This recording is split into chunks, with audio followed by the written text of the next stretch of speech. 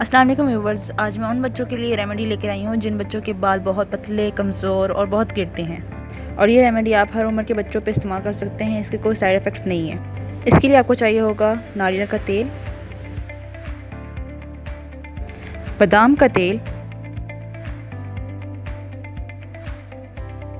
آملے کا تیل، کلونجی کا تیل اور کیسٹر آئل۔ استعمال کرنے کا طریقہ: ہر تیل کو ایک مقدار میں لے لیں اور اچھے سے مکس کر لیں، اور یہ تیل آپ 2 سال کی عمر کے بچوں پہ بھی استعمال کر سکتے ہیں۔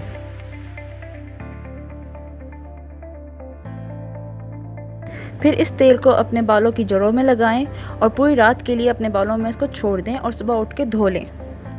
اگر آپ بہت اچھا رزلٹ چاہتے ہیں تو اس تیل کو ہفتے میں 2 سے 3 بار استعمال کریں۔ Thank you so much for watching and don't forget to subscribe my channel.